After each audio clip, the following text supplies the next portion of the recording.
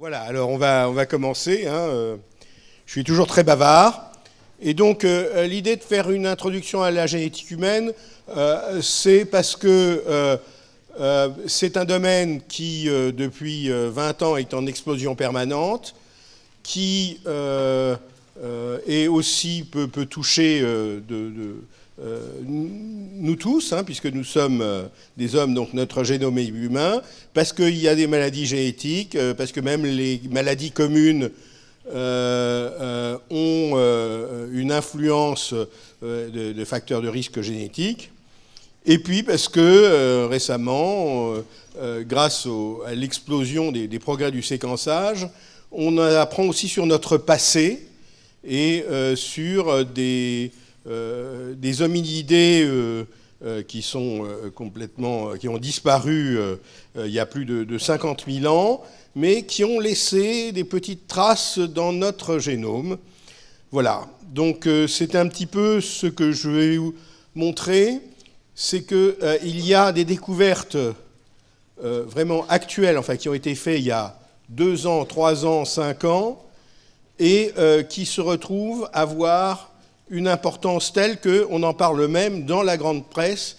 Je voudrais quelques exemples d'un papier, par exemple, dans Le Monde, qui est paru hier, et sur quelque chose qui a été découvert il y a 2 ans. Vous voyez, donc c'est un domaine tout à fait excitant.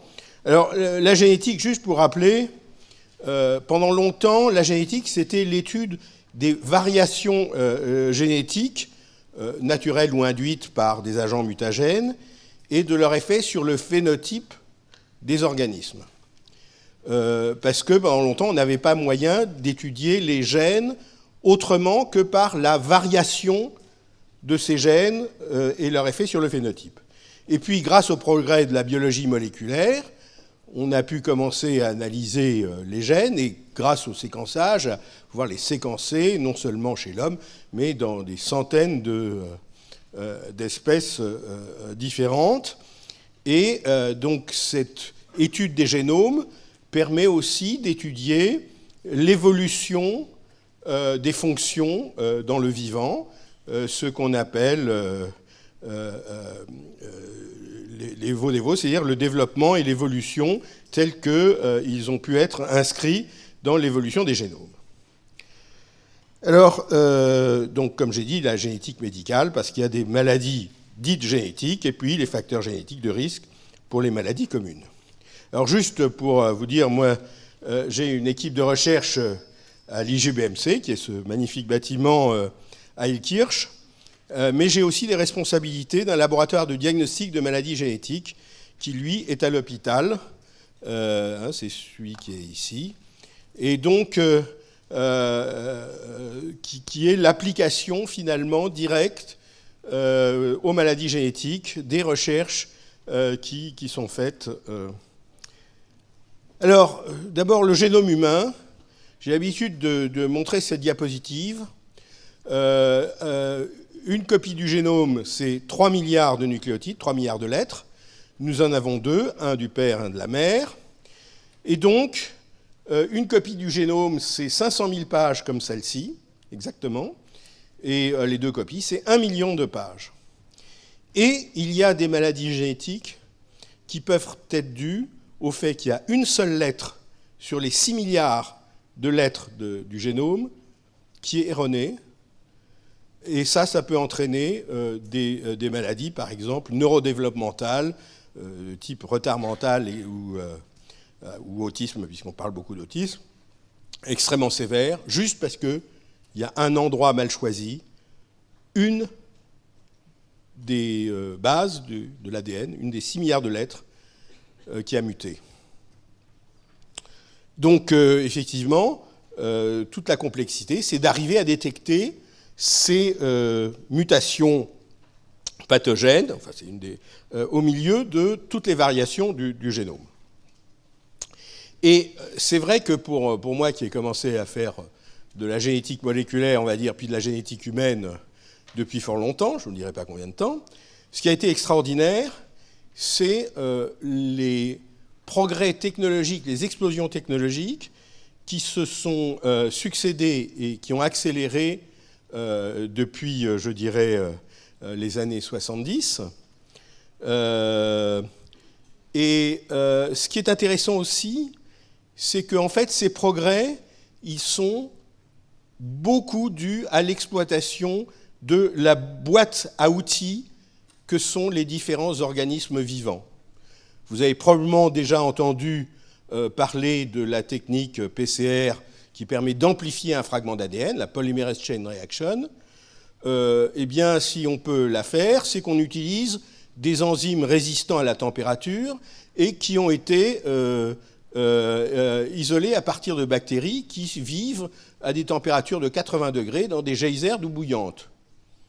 D'accord ? Donc c'est l'utilisation de cette boîte à outils, j'en donnerai un ou deux exemples, et puis aussi les progrès de la physique, le laser par exemple, et les progrès de l'informatique, parce qu'effectivement, 6 milliards de lettres pour les interpréter, pour trouver, etc., vous ne faites pas ça à la main, il faut des ordinateurs de plus en plus puissants, et à l'heure actuelle, la génomique est probablement l'utilisateur le plus important de capacités informatiques, parce qu'il y a une telle quantité de données, une explosion de données, qu'on a besoin de puissance informatique extraordinaire.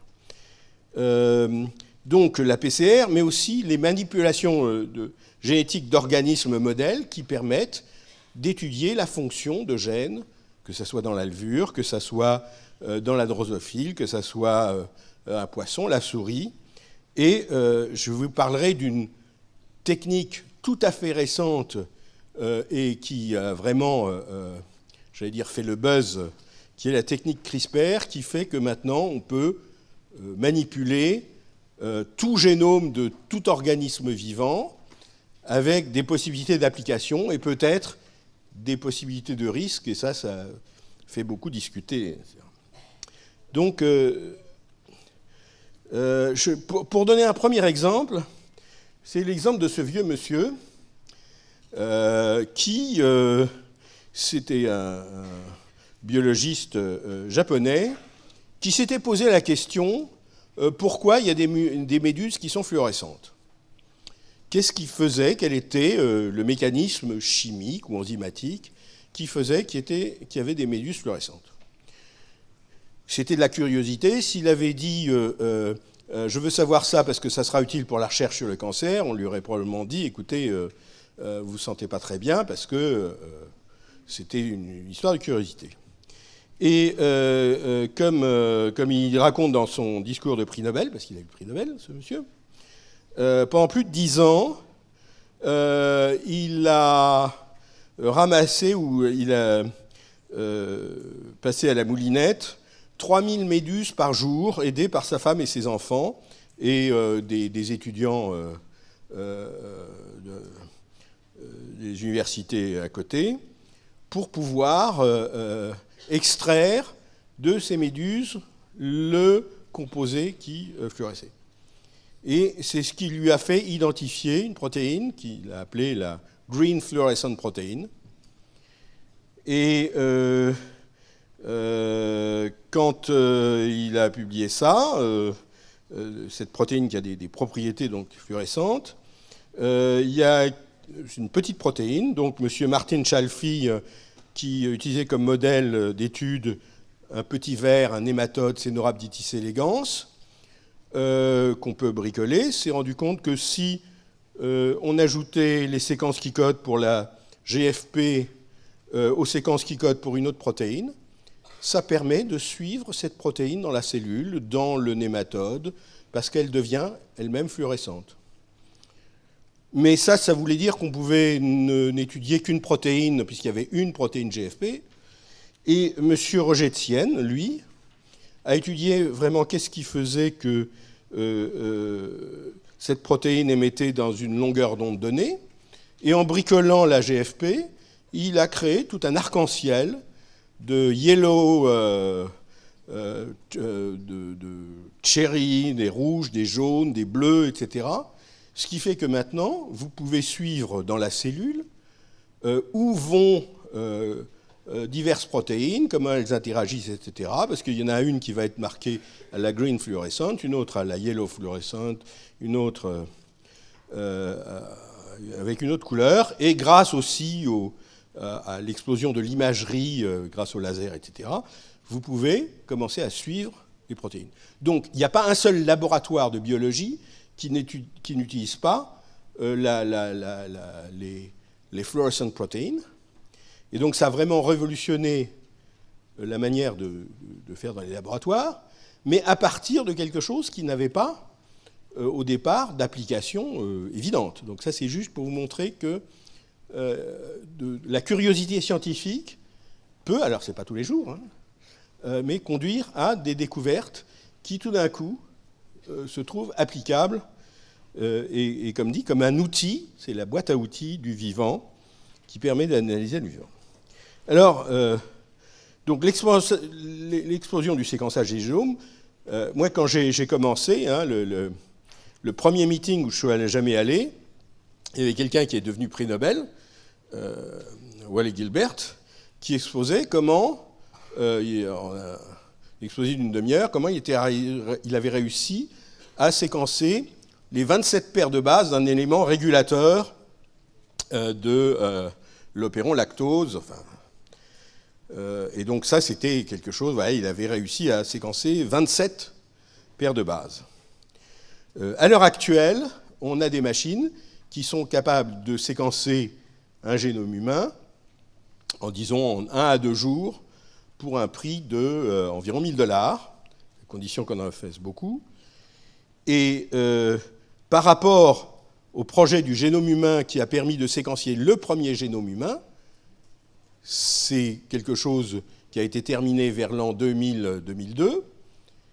Le projet de séquençage d'un génome humain, à l'époque, projet international, avait coûté plus de 3 milliards de dollars pour séquencer un génome humain. Maintenant, on peut séquencer un génome pour $1000.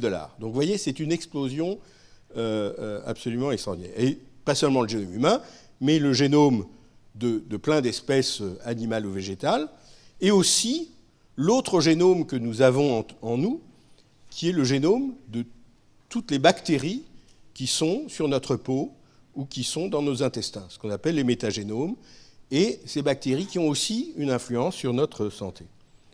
Donc voilà, c'est l'évolution, si vous voulez. En 1977, on était arrivé à séquencer un bactériophage de 5000 paires de bases. La levure, où Serge Potier a participé au séquençage du génome de levure en 1996, c'était déjà 12 millions de nucléotides. Et puis, voilà, le génome humain en l'an 2000. Et puis, à un moment, avec, dans ces cartographies du génome, un rôle important de la France, en tout cas pour le génome humain, par le laboratoire Généton qui avait été créé par l'Association française contre les myopathies. Donc, des progrès absolument extraordinaires. Et voilà, c'est pour vous illustrer, une autre manière d'illustrer ceci. Vous avez ici Craig Venter et Jim Watson. Jim Watson, c'est la double hélice de l'ADN. Étaient les deux premiers êtres humains dont le génome a été séquencé, le génome particulier. Craig Venter, qui avait une boîte qui a fait le séquençage du génome humain, s'est fait séquencer en 2007 par sa boîte. Ça avait coûté à l'époque 100 millions de dollars. On n'était plus à 3 milliards, mais c'était quand même 100 millions de dollars. Le progrès technologique a fait que, un an après, Watson, ça coûtait plus que 1,5 million de dollars. Glenn Close, en 2010, c'était plus que 48 000 dollars. Et maintenant, comme je l'ai dit, c'est même plus 5 000. En 2011, c'est à peu près 1 000.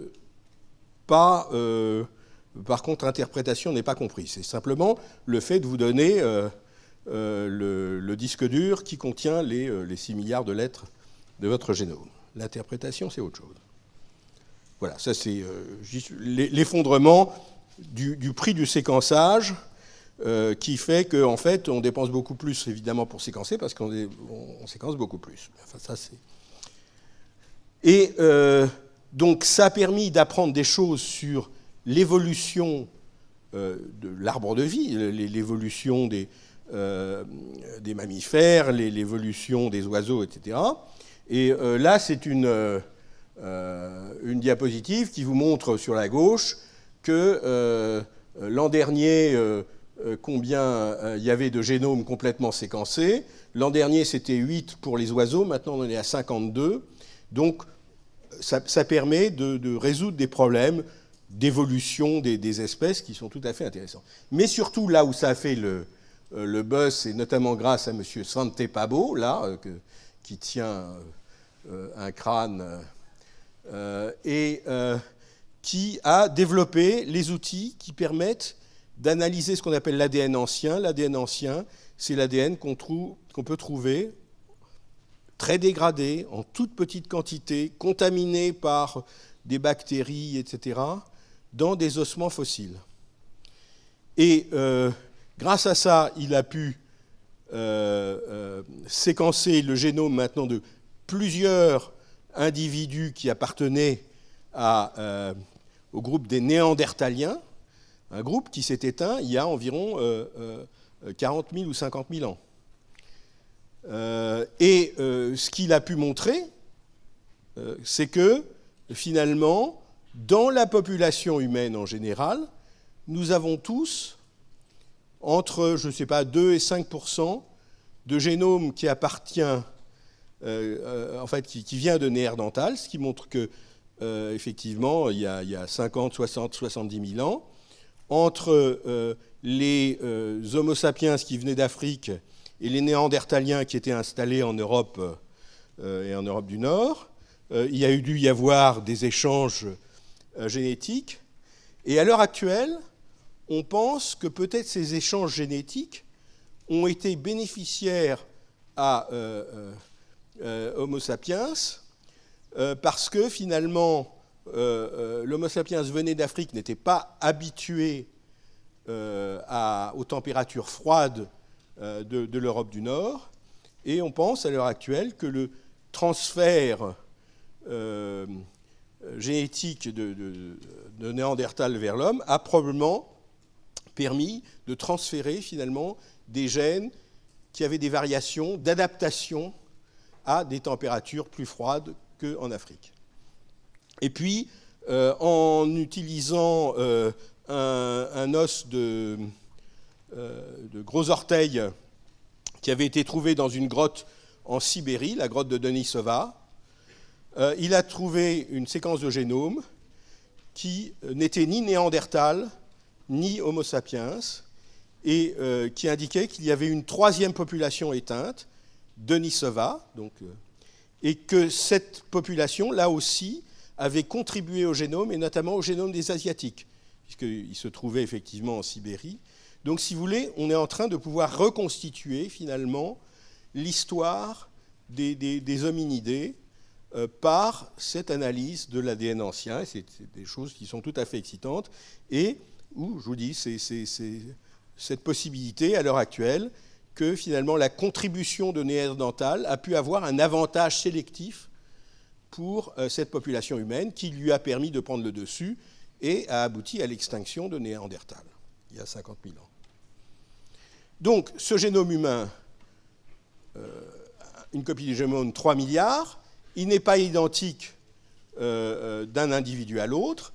Et si vous voulez, pour aller rapidement, si nous séquençons 2 d'entre vous du même sexe de préférence, comme ça, on évite les différences qui sont liées au chromosome X et au chromosome Y, ou plutôt au chromosome Y, 2 individus du même sexe ont à peu près 6 à 8 millions de différences sur les 6 milliards de lettres des 2 génomes. Il y a 6 à 8 millions de différences, et ces différences sous-tendent effectivement le fait que nous sommes tous un peu différents tout en étant des êtres humains. La plupart de ces différences n'ont pas de conséquences phénotypiques. Certaines ont des conséquences phénotypiques mineures, mais d'autres peuvent être effectivement associées à des risques de maladies ou à des maladies dites génétiques. Alors, donc ça fait à peu près 0,1% de différence de génome d'un génome humain à un autre. Si on compare le chimpanzé, si on prend les séquences qui sont alignables entre le chimpanzé et nous, c'est environ 1%, un peu plus d'1% de différence entre les chimpanzés et nous. Donc vous voyez, ça vous donne une idée, parce que quand même, entre le chimpanzé et nous, il y a des tas de choses que nous arrivons à faire, comme par exemple assister à un cours dans un amphi comme celui-ci, qu'un chimpanzé trouvera probablement un peu ennuyeux. Voilà. Et puis alors, donc il y a ces variations de position, telle lettre est remplacée par telle autre lettre. Et puis ce qu'on s'est rendu compte aussi, c'est qu'il y avait des copy number variants. En principe, vous avez 2 copies du génome, donc chaque région du génome doit être présente à 2 copies. Ben, on s'est aperçu qu'il y a des variations là-dedans, qui fait que dans certaines régions, certains peuvent avoir une seule copie, d'autres peuvent avoir 3 copies par duplication. Là aussi, il y a donc ces copy number variants, CNV.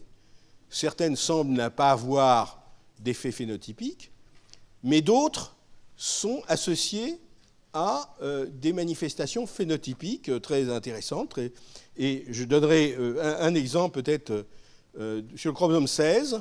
Il y a une région de 600 kilobases. Chez la 99,9%, on a 2 copies. Mais par des mutations récurrentes, il y a des gens qui n'ont qu'une seule copie ou des gens qui n'ont que 3 copies.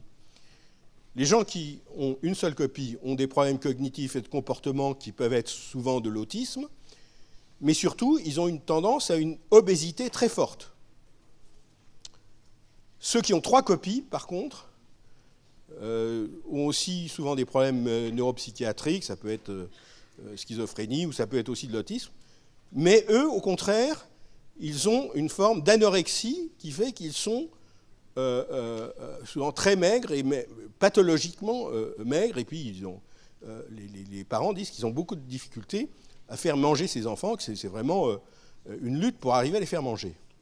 Donc vous voyez, une région du génome, normale 2 copies, et que vous ayez 1 ou 3 copies par des mutations qui touchent toute cette région, ça peut donner effectivement des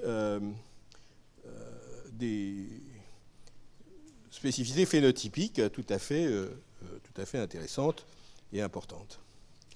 Voilà. Donc, juste, maladie monogénique, qu'est-ce que c'est ? C'est une maladie dont on va dire qu'elle est causée par une mutation dans un gène précis. Et vous avez une relation de causalité qui fait que quand vous avez par exemple le gène de la dystrophine qui est muté de manière à rendre ce gène non fonctionnel, eh bien, ça va entraîner une myopathie de Duchenne. Donc la myopathie de Duchenne, c'est lié à des mutations qui rendent non fonctionnel le gène dystrophine.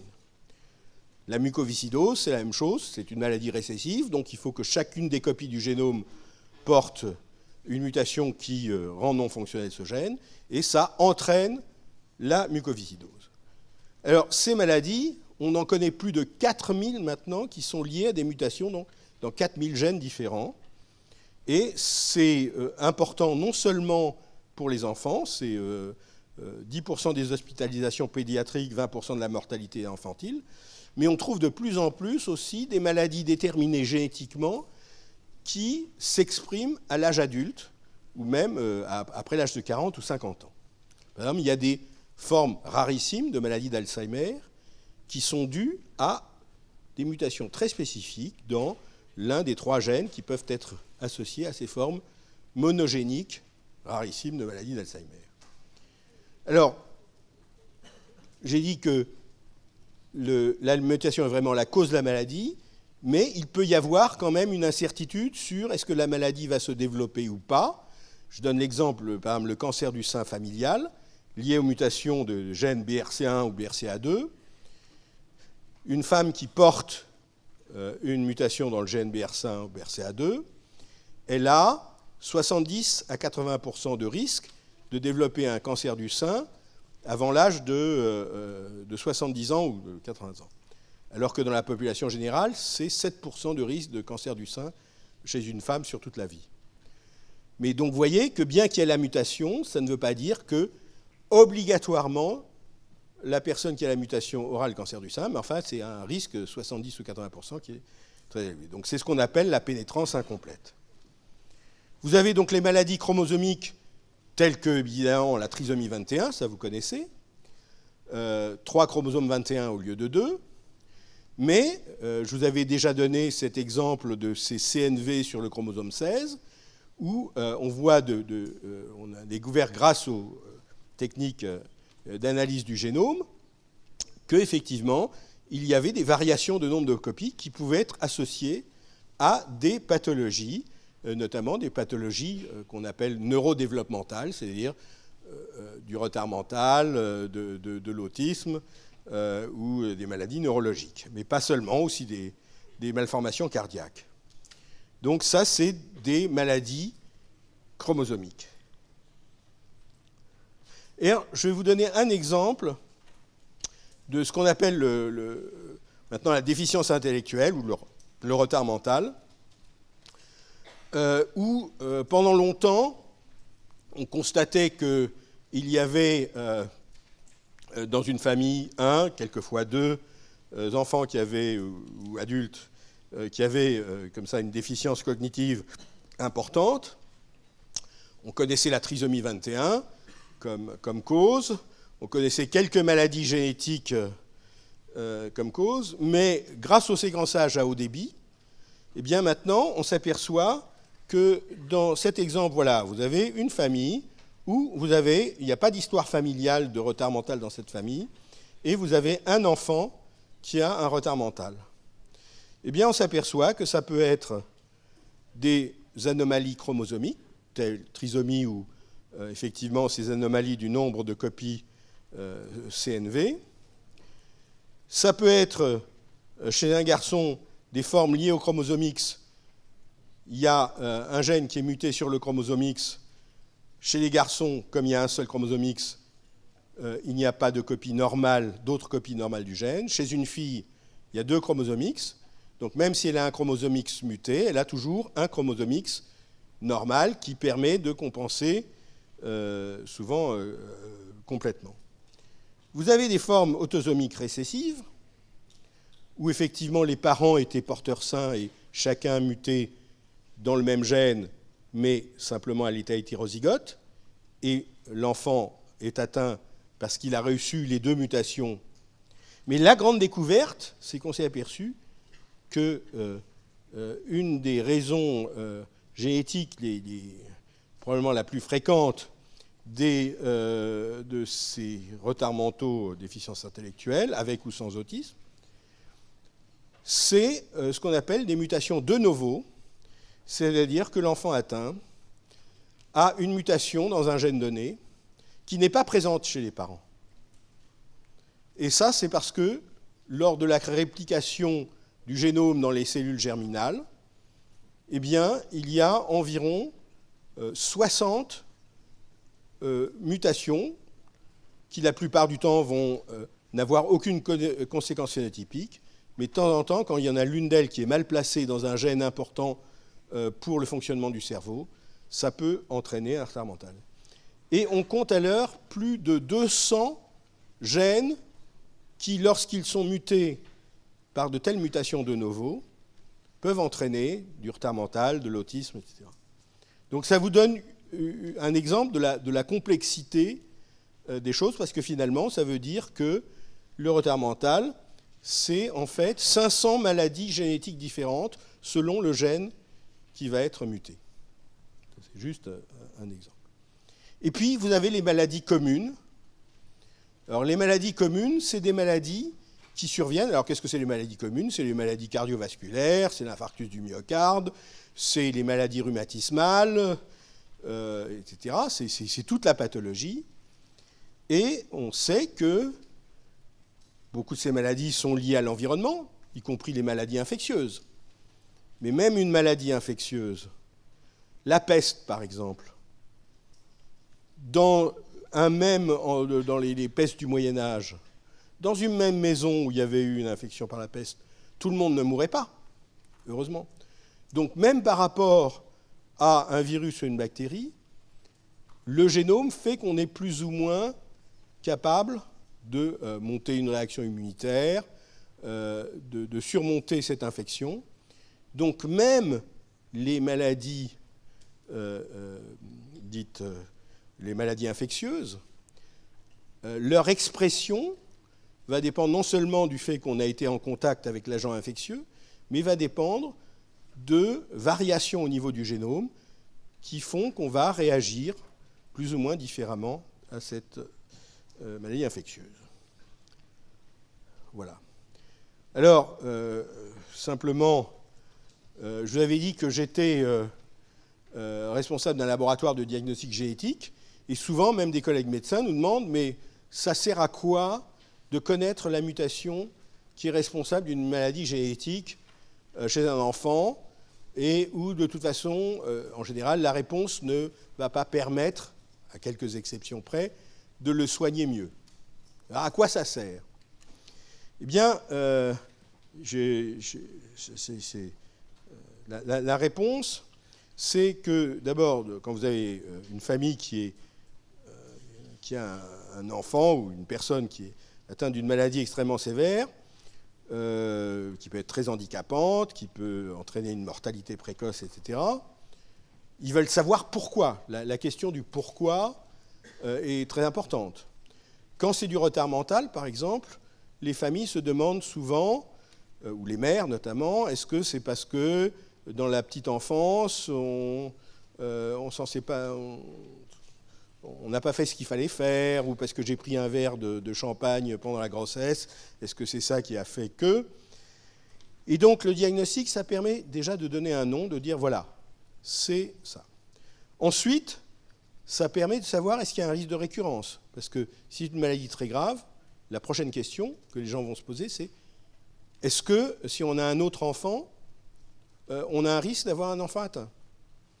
Les frères et sœurs normaux vont se poser la question, quand ils auront 18 ans, tiens, on avait un frère qui avait une myopathie de Duchenne, est-ce que nous aussi, on a un risque d'avoir un enfant qui a une myopathie de Duchenne? Ça, vous ne pouvez le savoir que si vous savez exactement quelle est la mutation et vous pouvez dire qui a un risque de transmettre. Ça permet aussi de pouvoir proposer un diagnostic prénatal quand c'est une maladie grave.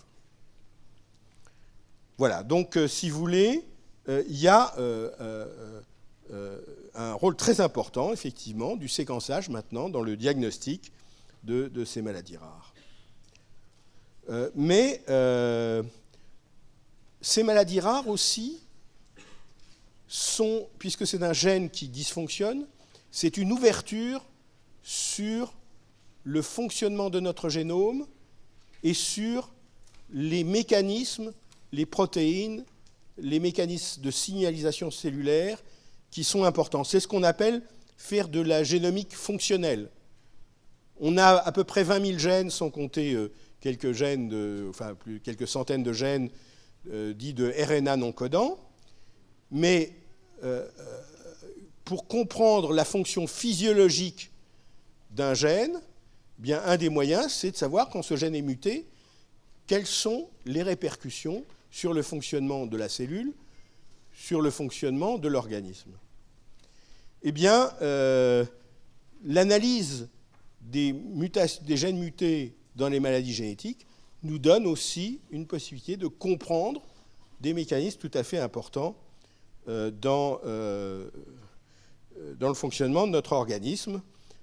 Et je vais peut-être passer à ça. Et je vais donner un exemple d'une maladie qui est très étudiée par un laboratoire à Strasbourg, qui est celui d'Hélène Dollfus, à la faculté de médecine, qui, comme beaucoup de ces maladies rares, a un nom un peu barbare parce que c'est un syndrome qui a été décrit par un médecin français qui s'appelait Bardet et un médecin anglais qui s'appelait Biddle.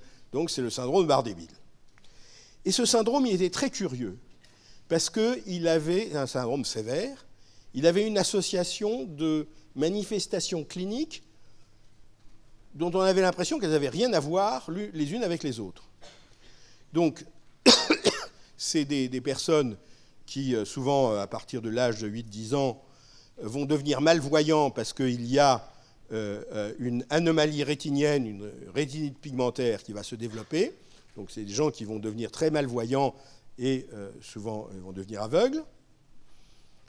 Ils ont, la plupart d'entre eux, une obésité qui peut être vraiment une obésité maladive, avec des gens qui font plus de 150 ou 200 kilos, pas tous, mais l'obésité très importante est un des signes de...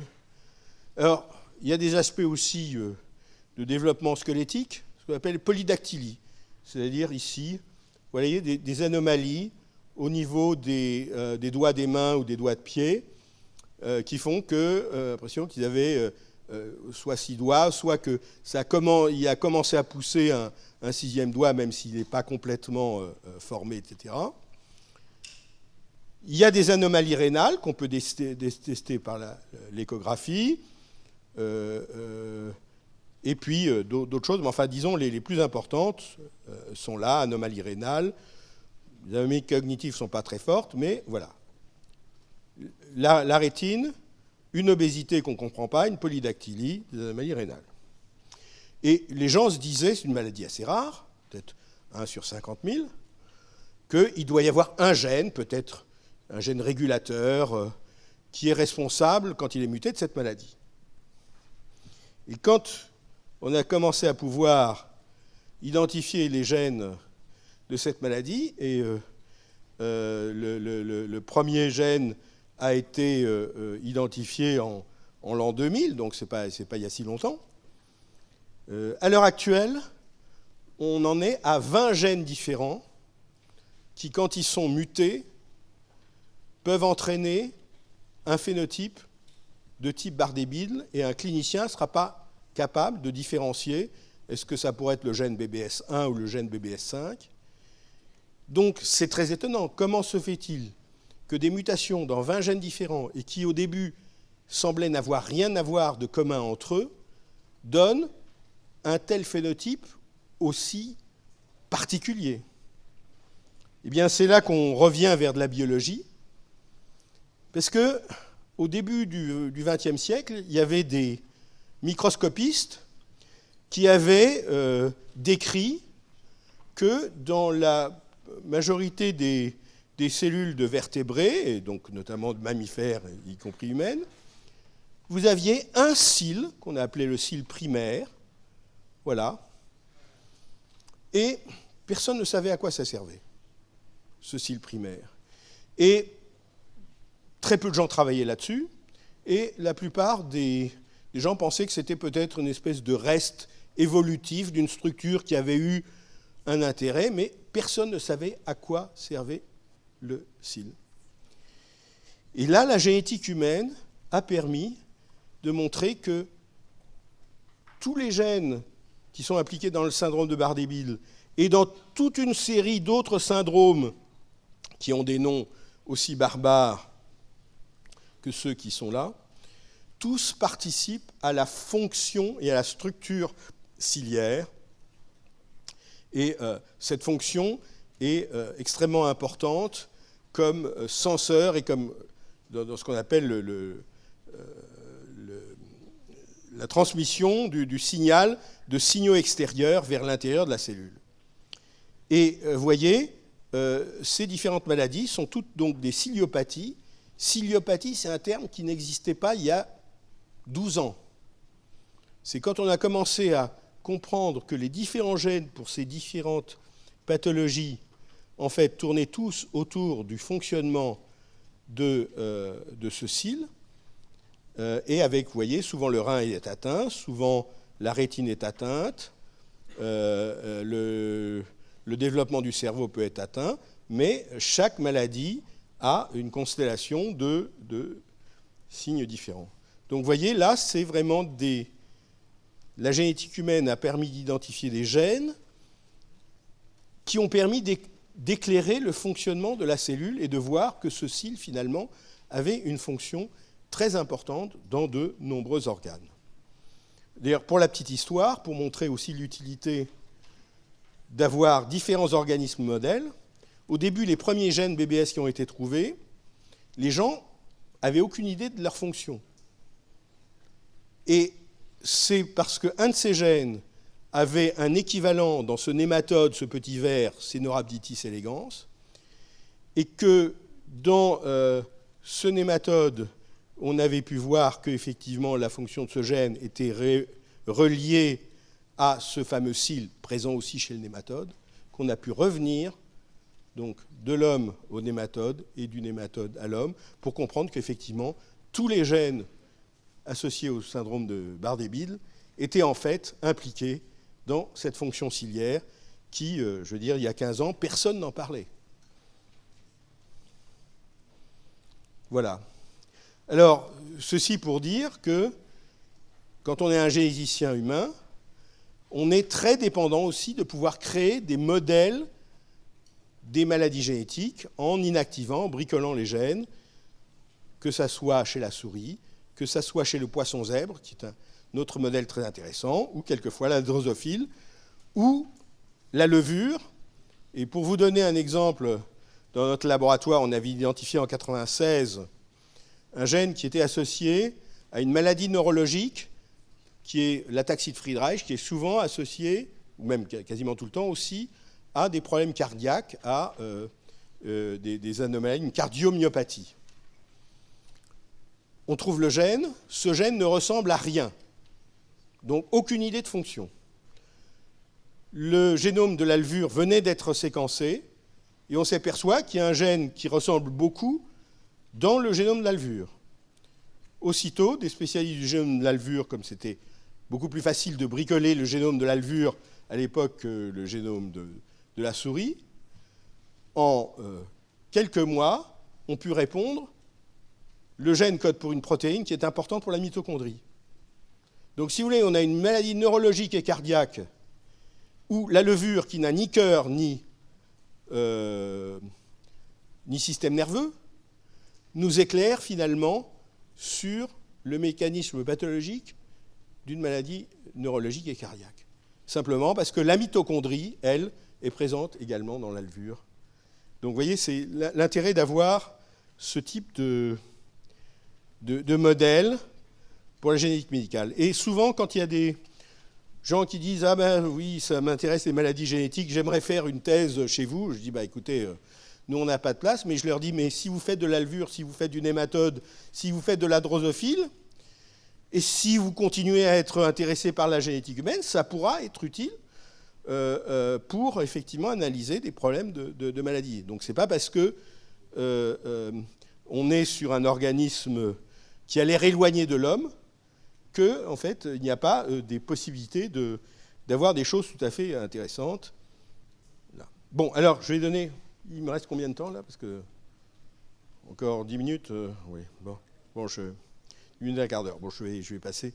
Simplement, là, je voudrais vous parler d'une autre découverte récente qui est en train de bouleverser complètement ce qui se passe dans les laboratoires.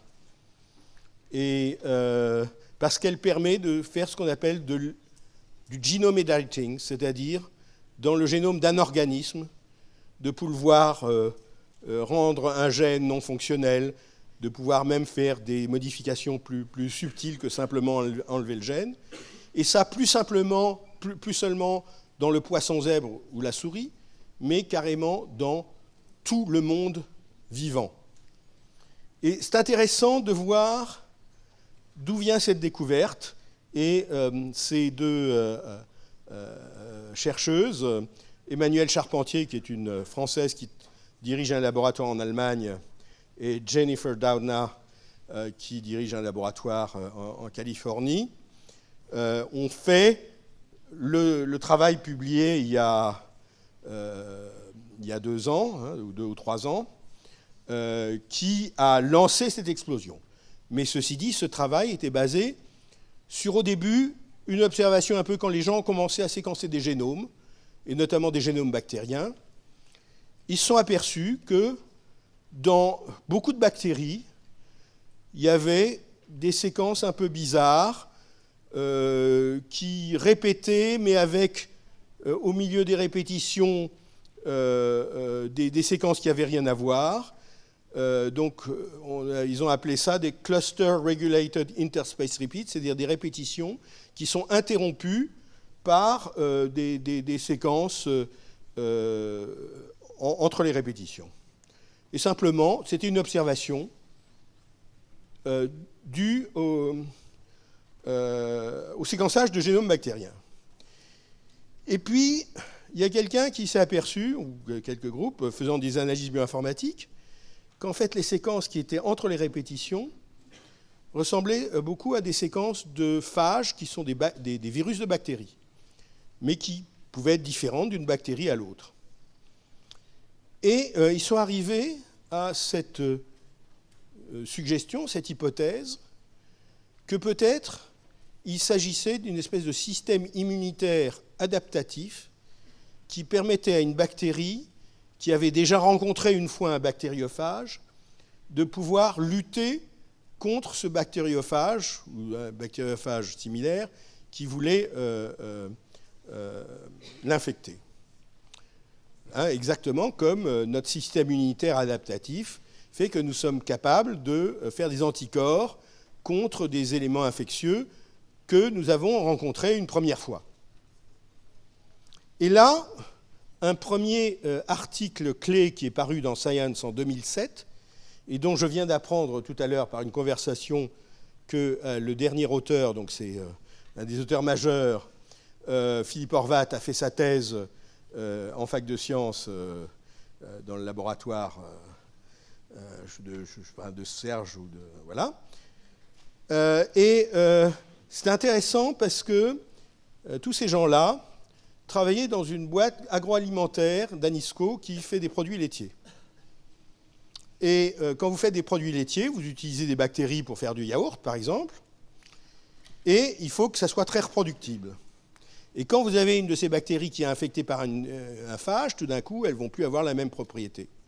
Donc ils se sont dit, tiens, est-ce que vraiment ce système dit CRISPR, est-ce que c'est vraiment un système qui permet d'immuniser contre des bactériophages? Et ce papier publié dans Science, venant d'une boîte agroalimentaire faisant dans les produits laitiers, est un magnifique papier de sciences fondamentales démontrant que oui, le système CRISPR est impliqué comme une espèce de prototype de système immunitaire contre des agents phages ou plasmides qui pourraient infecter des bactéries. Et puis, Emmanuelle Charpentier a commencé à s'intéresser à ce système CRISPR et en se disant, mais ça marche comment? Et elle avait montré, elle s'intéressait au petit RNA non codant, qui avait un petit RNA qui était impliqué là-dedans, et elle a commencé à décrypter quel était le mécanisme de CRISPR. Et en fait, ce mécanisme, c'est assez compliqué, mais simplement, il permet de monter une réaction très spécifique qui va permettre de créer une coupure dans un génome bien particulier, par exemple d'un phage.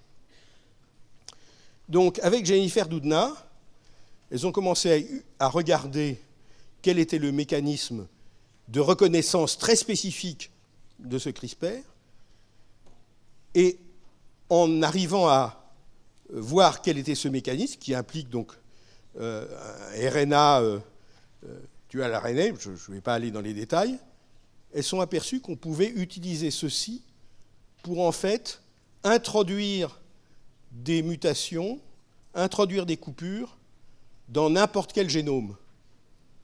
Et donc, à la fin de leur papier, elles disent, voilà, ce système, on peut le bricoler pour qu'il puisse introduire des mutations, des coupures, des recombinaisons dans n'importe quel génome. Le papier, je crois, il date d'il y a maintenant 3 ans, et ça a entraîné ce que certains ont appelé the CRISPR craze, la folie CRISPR, parce que tout d'un coup, les gens ont vu que ça permettait de modifier des choses qui prenaient, par exemple, pour modifier un gène de souris, ça prenait 2 ans pour avoir une souris avec le gène modifié. Vous pouvez le faire beaucoup plus rapidement avec CRISPR. mais surtout, vous pouvez faire des modifications directement, par exemple, dans le génome de singes. Ça, c'est des chercheurs chinois qui ont montré, papier de 2014, qu'avec une grande efficacité, on peut cibler des gènes pour faire des modèles de singes qui sont mutés pour tel ou tel gène donné. Et avec des applications médicales qui sont en train de... Ça bouillonne, alors il n'y a pas encore des gens qui ont été soignés grâce à CRISPR, mais je vais vous donner un exemple qui excite beaucoup de gens à l'heure actuelle. C'est peut-être une possibilité de rendre des gens qui sont infectés par le virus du sida, de rendre leur système immunitaire résistant à la réinfection continuelle. C'est les lymphocytes produisent des nouveaux virus qui vont réinfecter les autres lymphocytes de la personne, et ça entraîne le syndrome d'immunodéficience lié au virus du sida. Il a découvert de génétique humaine il y a environ 20 ans. Il y a à peu près 1% de personnes dans la population européenne qui sont quasiment résistants au virus du sida parce qu'ils sont porteurs d'une délétion homozygote dans un gène, le gène CCR5, qui est un gène d'une protéine membranaire qui est un chémorécepteur, récepteur pour un peptide qui s'appelle une chémokine. Il se trouve qu'il y a une délétion de ce gène qui n'est pas si rare que ça dans la population européenne. Et quand on est homozygote pour cette délétion, on devient résistant au virus du sida sans autre problème. Et pourquoi ? Parce que le virus du sida utilise ce récepteur comme corécepteur pour entrer à l'intérieur des lymphocytes. D'accord ? Eh bien maintenant, donc, papier de 2014, mais il y a beaucoup de gens qui travaillent là-dessus, les gens se disent que si, chez une personne qui est infectée par le virus du sida, vous pouvez prendre des cellules souches hématopoïétiques, celles qui sont les précurseurs des lymphocytes, et que grâce à CRISPR, vous pouvez invalider le gène CCR5, les lymphocytes vont devenir résistants à la réinfection par le virus du sida. Donc vous aurez rendu le système immunitaire du patient résistant. Alors pour le moment, des études sur des cultures de cellules ont effectivement montré sur des cellules souches que si vous faites ceci, vous avez des cellules qui deviennent effectivement résistantes au HIV. Il reste maintenant à montrer est-ce que ça a les mêmes propriétés quand vous faites ça vraiment dans un organisme humain. Donc juste c'était ceci. Alors, ceci dit, cette possibilité de pouvoir modifier les génomes a commencé aussi à inquiéter des gens, notamment quand il y a récemment des chercheurs chinois qui ont publié qu'ils avaient essayé comme ça de modifier des cellules souches embryonnaires humaines avec CRISPR. Et donc tout d'un coup, les gens disent mais est-ce qu'on va pouvoir modifier le génome humain et créer des personnes au génome modifié? Mais pas seulement. Il y a un article que je vous conseille de lire qui est paru dans Le Monde d'hier sur, par exemple, des possibilités d'utiliser CRISPR pour rendre des moustiques vecteurs du paludisme ou les frelons asiatiques avec un gène de stérilité qui pourrait envahir la population et finalement empêcher la prolifération de ces espèces. Et il y a toute une réflexion écologique. Est-ce que finalement il y a un danger ou pas à faire de telles manipulations? Donc ça, c'est simplement dans les 3 derniers mois ou 4 derniers mois, 1, 2, 3, 4, 5, 6 articles du Monde sur ce que permet de faire CRISPR, ce qui pourrait permettre de faire, est-ce qu'il y a des dangers possibles, et sur effectivement l'utilisation de ce système. Mais comme outil de laboratoire, en tout cas, c'est absolument extraordinaire. Alors, je sens que, comme toujours, je suis trop long, bien que ce soit la deuxième fois que je fais ça. Simplement, une fois qu'on a le gène qui correspond à une maladie, est-ce que ça peut permettre de trouver une thérapeutique. On a beaucoup parlé de thérapie génique parce que, si vous voulez, vous dites, il y a un gène qui est dysfonctionnel. Le meilleur moyen thérapeutique, en principe, ça serait de remplacer le gène dysfonctionnel par le gène fonctionnel. C'est le principe de la thérapie génique. Le principe est plus simple que la réalisation parce qu'en fait, il s'agit de pouvoir cibler dans les cellules qui sont associées à la pathologie. Et donc, il y a eu quelques succès récents très importants de thérapie génique, mais pour le moment, ça reste limité à des tout petits nombres de maladies. Et je donnerai un exemple, ça c'est des recherches encore sur les modèles, mais dont on espère qu'elles vont être passées à l'homme d'ici quelques années. Donc à l'IJBMC, il y a une équipe qui s'intéresse à cette ataxie de Friedreich, cette maladie neurologique et cardiaque dont je vous ai dit qu'elle était liée à un problème d'une protéine qui est importante dans les mitochondries. Eh bien, l'équipe de... non, ça, c'est pas la... Oui, l'équipe de Hélène Puccio a montré récemment qu'on pouvait utiliser un vecteur viral, en tout cas chez la souris, pour corriger le problème cardiaque et même neurologique. Ça, effectivement, c'était pour une autre maladie qu'on avait identifiée aussi au laboratoire, maladie musculaire, et là aussi, où la thérapie génique, sur les modèles souris ou sur un modèle de chien, a des résultats tout à fait importants. Bon, je crois que je vais sauter donc le fait que quand même, pour vous donner un exemple du gène au traitement, est-ce que quand on connaît le gène, ça peut permettre de mettre au point un traitement spécifique contre les effets de la mutation? Donc il ne s'agit pas là de thérapie génique proprement dit, mais de pouvoir, en fonction des effets de la mutation, pouvoir corriger. Dans une forme de leucémie, on avait trouvé en 1960 une anomalie chromosomique. En 1986, les gènes impliqués. Et en 2001, 15 ans plus tard, un médicament extrêmement spécifique qui est un inhibiteur de l'activité enzymatique kinase qui a été augmentée par la mutation. Donc 15 ans pour développer un traitement qui est tout à fait efficace, même si des patients développent des résistances. Ça peut aller plus vite maintenant.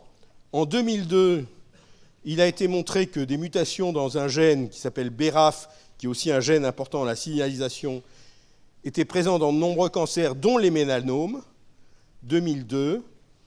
Eh bien, en 2010, il y avait un anti-BRAF, un inhibiteur de BRAF, qui a montré qu'il pouvait être très intéressant dans le traitement des mélanomes. Le mélanome, c'est un des cancers les plus agressifs. Malheureusement, on s'aperçoit que les patients qui ont été traités, un an après, leur cancer commence à devenir résistant. Et maintenant, il faut essayer de voir comment est-ce qu'on peut contourner la résistance. Ça, c'est juste pour montrer que les choses sont quelquefois complexes. Peut-être un dernier exemple. Donc là, 2002, ça avait mis 8 ans. Un dernier exemple que je trouve très intéressant. En 2004, il y a une équipe française qui analysait des familles qui avaient d'une hypercholestérolémie, qui avaient des taux de cholestérol très importants et avec donc des risques d'infarctus du myocarde.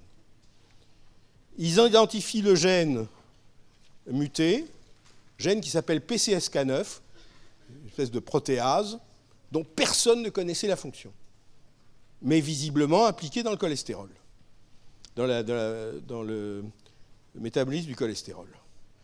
Donc, leur papier en 2003, vous voyez, ça c'est le nombre de publications sur PCSK9. Avant 2003, personne ne s'intéressait à PCSK9. 2014, 140 papiers. Pourquoi ? Parce que là, c'était juste 2 familles qui étaient atteintes par des mutations dans ce gène. Et ces deux familles, elles avaient une hypercholestérolémie. Donc, elles avaient trop de cholestérol. Et puis, un groupe américain, Helen Hobbs, qui constate que dans 2% de la population noire des États-Unis, il y a d'autres mutations dans PCSK9 qui inactivent le gène, qui sont associées à un cholestérol bas et à une protection contre l'infarctus du myocarde. Et donc ça, pour les compagnies pharmaceutiques, c'était formidable parce que ça montrait, c'était des gens qui étaient normaux par ailleurs, que si on inhibait cette protéine, PCSK9, on pourrait avoir des effets très importants sur le cholestérol et la protection contre les maladies cardiovasculaires. Et ça a mis un record de rapidité pour trouver effectivement un moyen d'inhiber PCSK9 avec des anticorps monoclonaux, qui est un produit biologique difficile à faire, des essais cliniques qui montrent que c'est extrêmement efficace contre l'hypercholestérolémie, notamment chez des patients qui sont résistants aux médicaments traditionnels, les statines. Je suppose que la moitié de vos parents prennent des statines. Donc tout va bien, le médicament va sortir. On commence à en parler, 3 articles dans Le Monde là-dessus. Sanofi s'apprête à lancer une nouvelle génération d'anticholestérol. Une nouvelle génération d'anticholestérol attise les rivalités entre laboratoires. Formidable. Seul peut donc un grand succès de la science, partie de la génétique. Sauf qu'ils ont calculé le prix de ce médicament, c'est un anticorps monoclonal, c'est 100 fois plus que le prix des statines. Le coût de traitement, $14 000 par an. Alors même si on dit, voilà, il faut le donner qu'aux gens chez qui les statines ne sont pas efficaces. Sur les 73 millions d'Américains qui ont un taux élevé de cholestérol, il y en a 15 millions qui ne répondent pas aux statines. Et donc ils ont calculé que si tous ces gens-là prenaient ce médicament, ça serait un coût supplémentaire pour le système de santé américain de 150 milliards de dollars par an. Donc vous voyez que c'est juste pour vous montrer qu'il y a des progrès, la biologie, la génétique, le développement de drogues, mais après la question c'est est-ce que nos systèmes de santé peuvent se permettre ça? Et oui. Peut-être juste ça.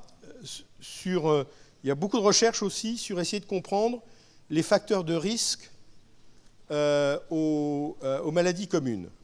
Donc il y a une véritable industrie scientifique pour essayer de trouver, que ce soit pour la maladie d'Alzheimer, que ce soit pour les maladies cardiovasculaires, que ce soit pour les maladies rhumatismales, quels sont les facteurs de risque génétiques qui peuvent prédisposer à ces maladies. Et avec ça, les gens parlent beaucoup, on va pouvoir faire de la médecine personnalisée, de la médecine prédictive, c'est-à-dire qu'on pourra savoir qui est à risque de telle ou telle maladie, et donc pouvoir commencer un traitement plus tôt, leur conseiller un mode de vie qui éviterait les facteurs de risque environnementaux, etc. Donc, ceci est quelque chose qui se fait maintenant, si vous regardez la littérature, sur toutes les maladies possibles et imaginables, avec des cohortes de malades où maintenant vous avez des dizaines ou même des centaines de milliers de malades dont le génome est analysé pour trouver ces facteurs de risque, mais où, à quelques exceptions près, ce n'est pas vraiment pour le moment très prédictif, je n'irai pas dans les détails, mais je voudrais juste montrer par exemple un exemple qui est d'ailleurs connu depuis plus longtemps. C'est il y a dans la population européenne, je crois 10 ou 20% des personnes qui ont une mutation dans un facteur de coagulation, ou un variant, plutôt qu'une mutation, un variant dans un facteur de coagulation, facteur 5, on appelle ça le facteur 5 Leiden. Et la présence de ce facteur 5 Leiden multiplie par 4 environ la probabilité de faire un accident de type thrombose, vous savez, les coagulations intravasculaires, qui peut entraîner une AVC ou une thrombose pulmonaire, etc., des choses très graves. Mais il y a une autre cause environnementale pour ce type de thrombose, c'est la pilule. Et notamment, vous avez entendu parler des controverses sur la pilule de 4e génération, qui est plus thrombogène que les autres. Et ce que les gens ont montré, c'est qu'en fait, vous avez un effet multiplicatif sur le risque de thrombose. Si vous n'avez pas le facteur 5 Leiden et que vous ne prenez pas de contraceptif, de pilule, le risque 0,8 pour 10 000 par personne par année. Si vous prenez des contraceptifs, c'est multiplié par 4, mais vous n'avez pas le facteur 5 Leiden. Si vous avez le facteur 5 Leiden, mais vous ne prenez pas de contraceptif, le risque est multiplié par environ 6 ou 7. Et si vous avez à la fois facteur 5 Leiden et contraceptif oraux, le risque est multiplié par 30. Alors là, tout d'un coup, on se dit, oh là là, le risque multiplié par 30, c'est horrible. Sauf que vous partez d'un risque qui est très faible au départ. Donc un risque très très faible multiplié par 30, ça reste toujours assez faible. Et jusqu'à présent, cette découverte, qui est tout à fait sûre, eh bien, on ne sait pas trop quoi en faire. Parce que finalement, est-ce que ce risque est suffisamment important pour que, par exemple, on dise que toute jeune femme qui veut prendre la pilule devrait faire tester son facteur 5 Leiden, et si elle en a un, on devrait lui dire vous ne devez pas prendre la pilule, ou peut-être un autre mode contraceptif, etc. Jusqu'à présent, il n'y a pas de consensus. Donc c'est simplement pour vous illustrer aussi le fait que, entre des éléments génétiques très solides pour montrer, voilà, il y a un facteur génétique de risque, ou il y a un facteur environnemental de risque, et il y a même une interaction entre les deux, et une conséquence médicale, une décision médicale, eh bien c'est souvent très complexe. Voilà. Et je vais... Oui, décidément, je suis... J'en avais... Oula. Bon, 5 minutes 2. Voilà, 3 minutes. Juste pour vous... J'avais l'impression, la dernière fois, j'en avais dit plus, mais bon. Voilà un papier dans Science. Qu'est-ce qu'on peut étudier aussi par le génome? Les traces de la sélection darwinienne au niveau du génome. Parce qu'effectivement, vous avez une sélection négative si vous avez des mutations qui font que vous n'allez pas vous reproduire parce que vous allez mourir tôt, parce que vous allez être stérile, etc. Ces mutations vont être éliminées. Et si vous avez des variations qui, au contraire, vous donnent un avantage sélectif, ces mutations, ces variants vont avoir tendance à devenir plus fréquentes dans la population. Et voilà un exemple de ce très bel article dans Science, 2005, c'est pas il y a si longtemps, où vous avez un bocal à poissons, où il y a 2 poissons de couleurs différentes, c'est des zébrafiches. On voit sur ce bocal la carte du monde, une main blanche et une main noire qui tiennent le bocal. Pourquoi cette image? Qu'est-ce qu'il y a dans le papier? En fait, je vous avais dit que le poisson zèbre est un modèle très connu pour voir l'effet de mutations génétiques, quel est le rôle de gènes dans le développement, par exemple. Et un des tout premiers mutants classiques survenus naturellement du poisson zèbre, c'était un mutant de coloration de peau. Puis un jour, il y a un laboratoire qui a décidé d'aller regarder finalement quelle était la mutation qui était responsable de cette différence de couleur du poisson zèbre. Okay? Il trouve le gène, il regarde est-ce qu'il y a un gène équivalent chez l'homme? Oui. Et il voit que la région qui contient le gène équivalent chez l'homme a des propriétés absolument extraordinaires du point de vue de la diversité génétique dans la population. Et quand vous prenez un gène normal, vous avez cette image de la diversité génétique. Vous avez ici chaque endroit, c'est un endroit du génome où vous pouvez avoir une différence, un A ou un G, etc. Et donc, selon que vous avez un allèle ou un autre, vous êtes bleu ou jaune. Et ici, vous avez 160 génomes qui sont alignés et qui vous montrent la complexité de la variation génétique chez des Européens, chez des Africains, chez des Japonais ou Chinois, etc. C'est une région normale. Quand on regarde la région du gène muté chez le poisson et le gène homologue chez l'homme, sur une région de plus de 200 000 nucléotides, 200 kilobases, tous les Européens sont strictement identiques. Aucune variation. Chez les Africains, beaucoup plus de variations. Chez les Japonais et Chinois, pas mal de variations. Chez les Européens, aucune variation. Quand on regarde, au niveau de ce gène qui est impliqué dans la mélanisation, donc dans le transport de pigments mélaniques, on s'aperçoit qu'il y a une mutation de même type chez les Européens que celle responsable de la mutation du poisson. Et qu'est-ce que ça a permis de dire? C'est que dans cette région du génome, tous les Européens ont cette région qui leur provient de la personne, une seule personne, chez qui cette mutation est apparue. Et que ça s'est répandu dans à peu près 100% de la population européenne. Et donc après de ce qu'on appelle le out of Africa, c'est-à-dire après la migration. L'explication, comme vous le savez, dans la population africaine, vous avez, en général, des peaux assez foncées.